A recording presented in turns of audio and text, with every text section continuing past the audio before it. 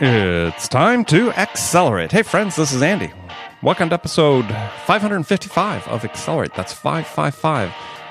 Accelerate, the sales podcast of record. I am really excited about talking with my guest today. Joining me on the show for the very first time is Judy Robinett. Judy's a startup funding expert. She's an advisor to investors and startups, and author of a great book titled How to Be a Power Connector, the 5 plus 50 plus 100 rule for turning your business network into profits.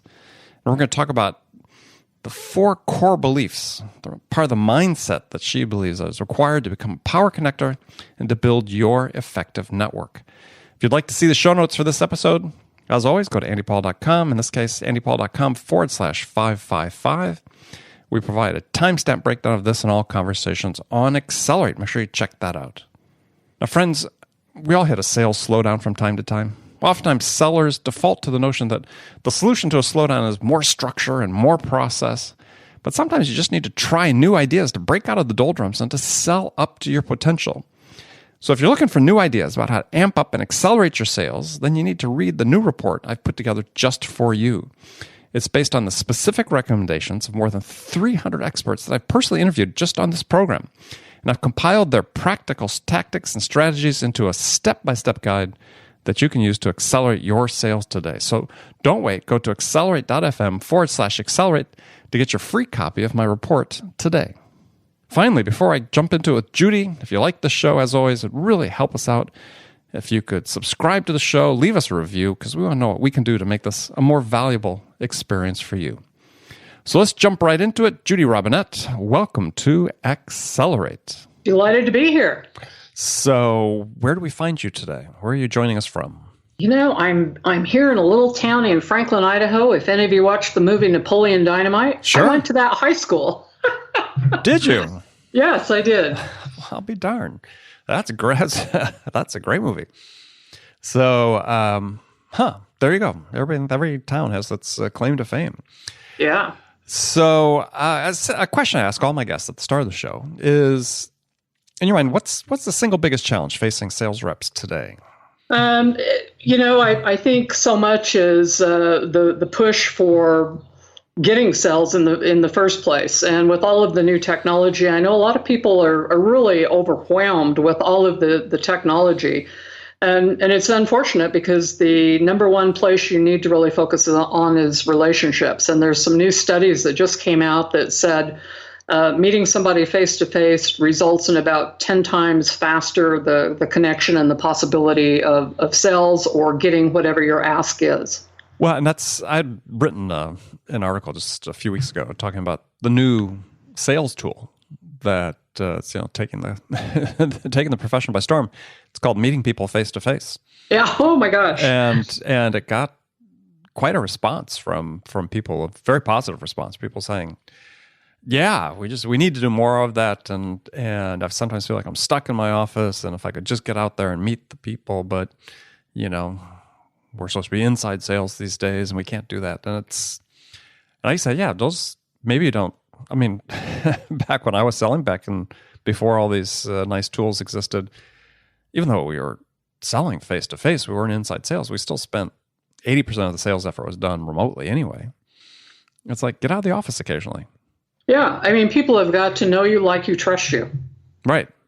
So I like that. I'll have to, after we're done with the show, I have to get links to those studies. So the overwhelm, let's talk about that for a second. Is there a solution to that? I mean, because we're sort of in this era, I sort of call it the golden age of sales, in the sense that we're seeing this huge flood, if you will, tidal wave of new technologies coming into the sales space.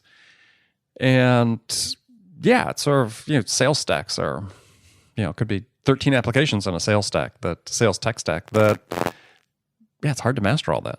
Yeah, I think it is. And I think you should not be overwhelmed. You should realize that the technology should be a tool, and that's all it is. It's a tool. It's not going to be the magic answer, but it's a tool. Well, one of the things I see, and I'd be interested in your opinion on this, with the tools, certain of the tools, is that they're all about the seller, and none of it's designed to say, how do we use this tool to help the customer gather the information they need more quickly to make a good decision with the least investment of their time and resources, which is what they want to do.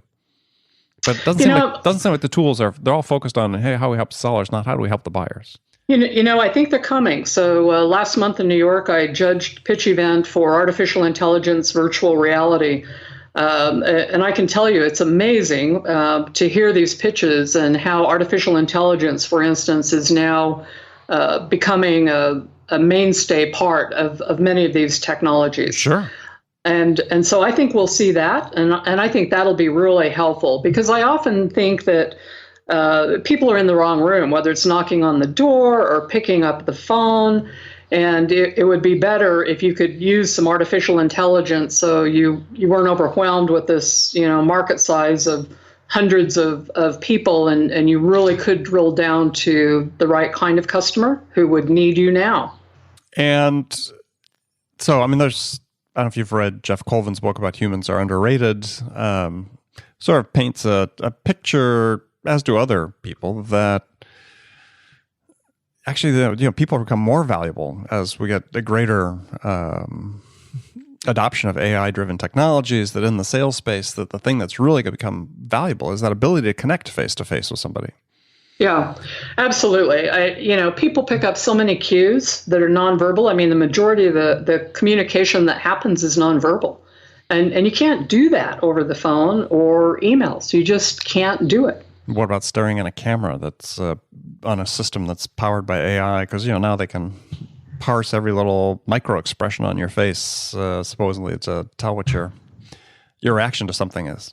Well, I haven't experienced those, but I always love to be able to, look at people and feel like I can have some freedom. I don't know that I would like Big Brother in sales or anything else looking over my shoulder and assessing what my expressions might be. But, there has to be a relationship first, and it needs to be personal. That really is, and the people who have a powerful network can get things done faster. And it isn't so much going out and just meeting people one-on-one, getting in the right room of decision makers. And so, for instance, I'll have people say to me, well, I don't know about any of these private groups.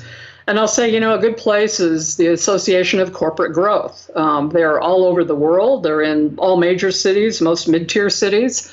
And it's made up of CXOs that are interested in the mid-tier markets. And so if you think outside of what group you could go to, instead of just one-on-one, that could have decision makers, the people you could meet face-to-face. These groups are open. They have lunch meetings. You get to stand up, introduce yourself, say where you're from. And it's those things that really help you accelerate rather than meeting people one-on-one. And, a lot of people, and I hate the word networking. I think it's kind of manipulative and icky, but you really need to think about where your customers are.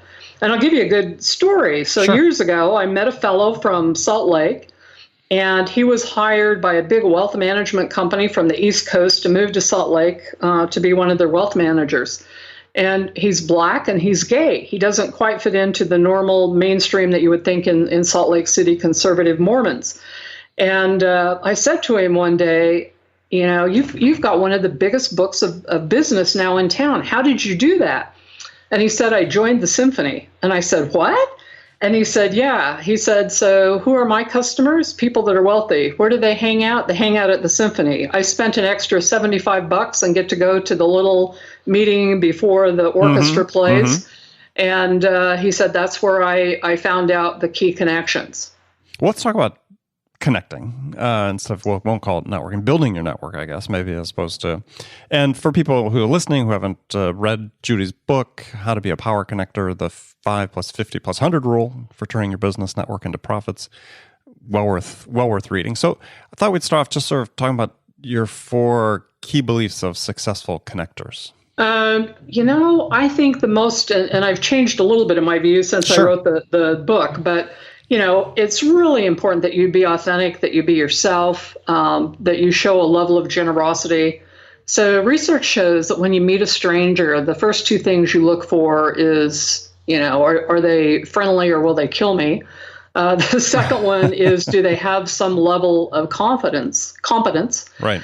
But I always add generosity, because just because someone can help you doesn't mean that they will. So I always like to do kind of a value match. And I used to say to people, I only let people in my network that had a good head, a good heart, and a good gut. And I finally boiled it down to, is this person an Oprah or a Martha Stewart? Now, they're both billionaires. They're really good at what they do. But if I had to trust one with my life, it would be Oprah. And so I think it's really. I don't know. Martha's been in prison. She might be pretty tough in a fix. So. Yeah. Well, I think Oprah's probably pretty tough in a fix now after her kerfluffle with the beef industry. But anyway, it's really important that, you have this close-knit group of people that are diverse across different industries that you can turn to. And they do have your back, and they will have your future. Well, as you said, business relationships are relationships first. And I think that you touched on this a little bit earlier in the conversation, is that you can't go into it sort of having at the front of your mind that you want something from this other person. Yeah. So I teach people what I call the 3 golden questions. And this is how, just in the past 2 weeks, I've made a trip to LA, and last week to Vegas, meeting with billionaires. I haven't even kept count of how many billionaires I've met now. And, I was a nobody. It was bullied, shy. And it is because of 3 simple questions. And the first one is, how can I help you? So I always focus on the other person. And as long as you're alive and you have goals, you're going to have problems. Everybody's got problems. And somebody's problem is somebody else's solution. After you've told people where you're at, what you're doing, I suggest you say, what other ideas do you have for me? That's a really easy ask. And the next one, number 3, is who else do you know I should talk to? And so research also shows that your network is limited to a friend of a friend of a friend. But as soon as you ask, who else should I talk to, you've really kind of curated the best people out of their network, which is roughly 600 to 1,000 people. And this is how I got introduced to billionaires. I've been on panels with Mark Cuban. I did 2 trips to the White House last year, once to a private fintech conference.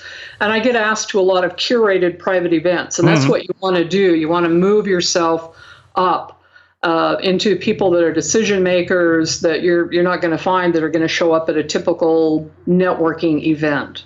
Yeah, I was gonna tell you that when I looked at your LinkedIn profile, I was like, wow, they say who else people are searching when they're searching for you, and it's like, in your case, it was like one of the most impressive second categories, like Mark Cuban, Jessica Alba, all sorts of billionaires. Yeah, well, thanks. It's fun, but I always start from the focus of how can I add value. And, I was on a panel with Mark Cuban, and I thought, wow, wouldn't it be great if I could get Mark to endorse my book? And he told me he didn't have time. And in a split second, I thought to myself, well, I'll go to your boss, Mark Burnett. Well, I didn't know Mark, but I made a couple of phone calls and found out a friend of a friend of a friend who had been to a dinner. And I called and said, what does he need? And Mark and his wife, Roma Downey, had produced the movie Son of God and had spent $18 million of their own money. Right. And were worried about how they were going to come up with marketing money. And I thought, here I am in Salt Lake. It's home to 16 million plus of really well-organized Mormons who also believe in Jesus. And I found out who the handler was, did a little research, and the handler. Yeah, Mark. So all of the movie stars, people, they often have handlers. Got it. People that are the big gatekeepers, and said, I can help here, here, and here. And the next thing I knew, I was invited to dinner in Park City with Mark. And I said, you need to do this. I can get you on CBS, have your wife interviewed for More Magazine. He looked at me and said, who are you? And so from doing a little bit of homework, I got that meeting with a total stranger. Sure. And then he said, what could I do to help you? And I said, I'd love if you'd look at my book. And he said, happy to endorse it. And oh, by the way, one of my friends is Oprah. She has a house next to ours. Could I give her a copy of the book? And, I still maintain a relationship with him. When he became the CEO of MGM, I jotted a quick congratulations email, and he responded in half an hour. And so really the secret is adding value and realizing there is no lack of resources out there. 7.4 billion people, 376 trillion of private global wealth. countless information and ideas. But I find most people, they stay in their comfort zone. If I ask them to look at their network and tell me who these people are, it's people just like them, another white sales guy in the same industry. Mm-hmm, mm-hmm. And you really have to diversify and get outside your comfort zone and make sure that people you may need, media people, whatever, get invited to Renaissance Weekend would be a big one. These private curated events where the people who make the decisions are really hanging out. Now, they do find that, 80% of people have already gone online and have researched whether they're going to make a sell or not. And so all of that stuff has to be in place. But boy, it doesn't hurt to, know the CEO or VP or somebody important that will take a meeting. Yeah, well, I think one of the critical points you just brought up, though, is taking initiative. That's yes. For you, it wasn't that Mark Burnett asked you for anything. You on your own initiative went and did this research and connected with these people, and so when you did meet them, you had that. Yeah, and it didn't take a lot of time or effort. And if you understand that everybody else hurts. I mean, when I was younger, I thought everybody else was better. They'd been to Harvard. They were whatever. And as I got older, I realized everybody's got problems, significant problems. And often someone from the outside can make one introduction, could send one article, one book, could invite them to one event that would so help them that then, they would certainly reciprocate. And, mm-hmm. and that is so true. And, studies on influence show that that's true. But I always try to help. And sometimes the people you help, it doesn't come back to you, but it certainly helps you learn and grow. And, my first invite to the White House was somebody I had helped who called me and said, "Hey, I can't go to this White House meeting. Would you like to go on my place?" Well, I about fell off my chair. I'd never been. I brought home the napkins that had the White House logo. and I find out they buy those in the cases and just ask people to take the napkins, not the silverware. So this is a cloth napkin? Yeah. And by the time you get into some of those groups, you find out there's this whole other world. Now, when I was young, I'd never met a millionaire. So it was jaw-dropping for me to be asked to come talk to billionaires and go to these kind of events. And I was a nobody. But I focus on the other person. And now my network is strong enough that someone can call me.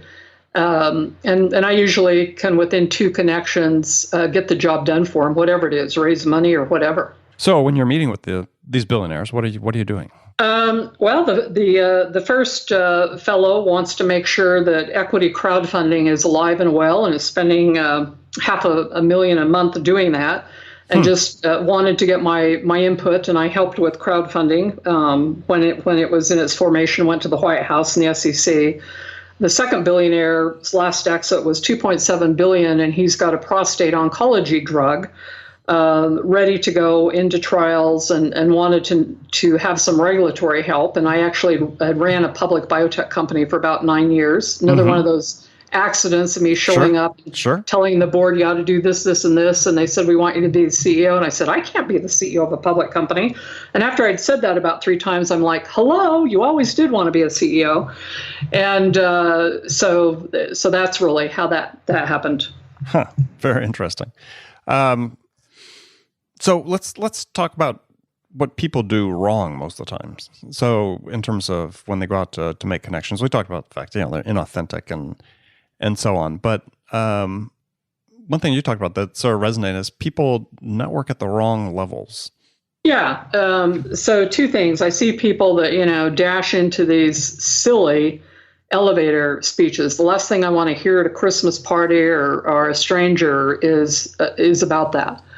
I met a wonderful attorney. His name is William Snorer. He's out of Boston, does work globally.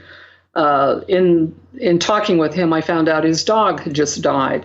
I followed up with him and asked him, if they had a new dog, and he said not yet. The family was still healing. Well, the last time I talked to him, and it's now been 2 years, I said, have you got a new pup? And he said to me, thank you so much for asking. And so you really need to listen to people and realize they're a human being. What's important to you is important to them, their family, their pets, their finances, and their health. And so, the big mistake I see is people not listening. There's a difference between listening and hearing. Learn to read between the lines. And the second one is, it's like walking up to a stranger. Hey, don't you want to give me a check for $1 million for my startup? And it's like, wrong place, wrong time. You've got to establish the relationship. So the object is, get the second date. And the third one I see is people do not have a diverse network. Now, it only takes 25 people. You don't have to have gazillions of people. And Dunford's law shows that groups fall apart at 150. Right. I had a guy call me and he said, I'm writing a book on networking and I've got 40,000 people in my database and I send out Christmas cards. And I'm like, really, dude? How many of those people have ever helped you? And it was less than 12. Sure. So you need to really focus on people that will help you and make sure it's diverse. And then really practice pretending like you're a best friend. You're really listening, keyed in, making eye contact. See if there's chemistry. If there isn't, you just, find somebody else. But oftentimes we're all hungering to hear a compliment, to have somebody really pay attention to us as a human being. Yeah. And to your point about not listening is I just saw a study this week saying that people listen with 25% efficiency. Yeah. So and you'll have to share that with me. That's really interesting. I always tell people when they go for a job, pretend like the person across the desk is their best friend. I mean, really look at them in the eye.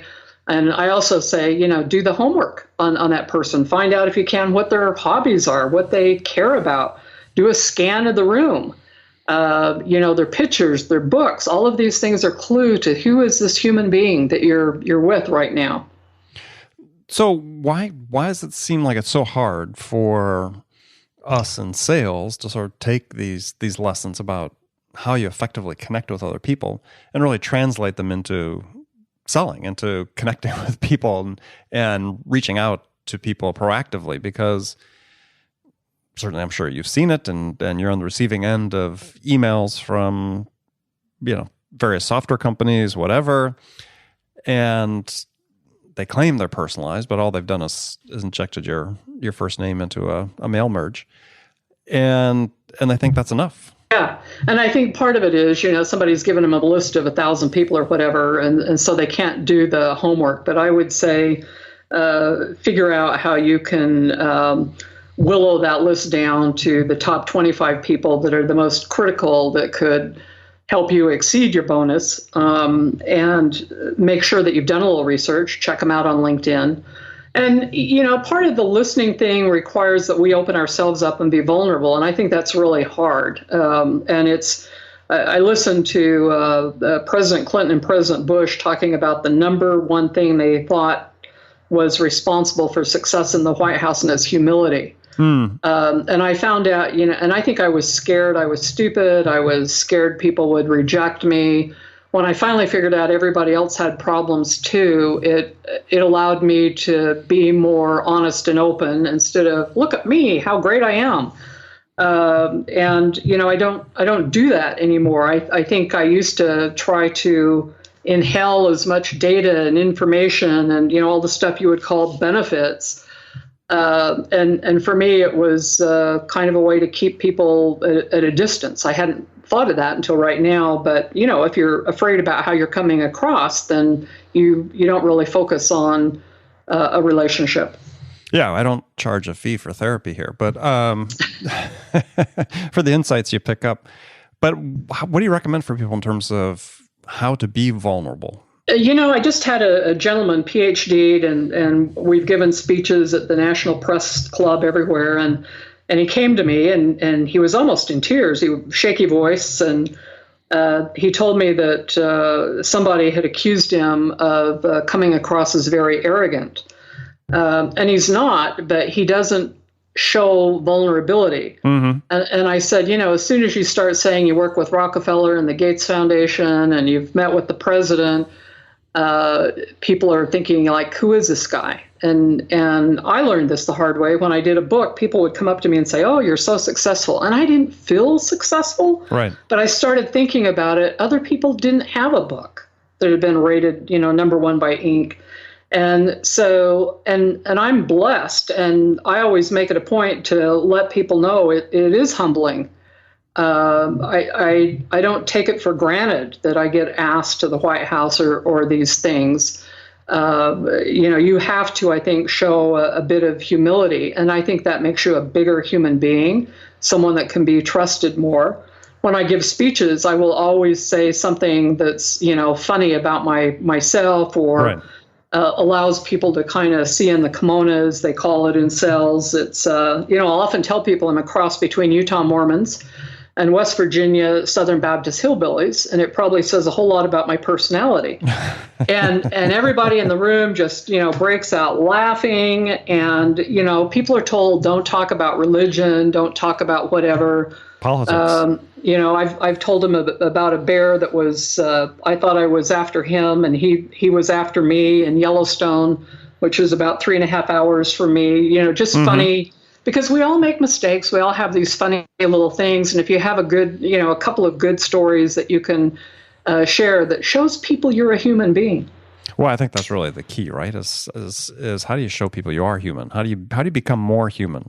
And I think that's one of the challenges that several authors have laid out in terms of the future is when we have all this automation around us that can increasingly do parts of the jobs maybe we're doing now, how do we add value? Yeah. And how are we creating value? It's by being human. Well, and I'll tell you something I learned. Probably the 3 most powerful words in the human language besides I love you is please help me. Mm-hmm. Now that takes some guts the first couple of times that you do that.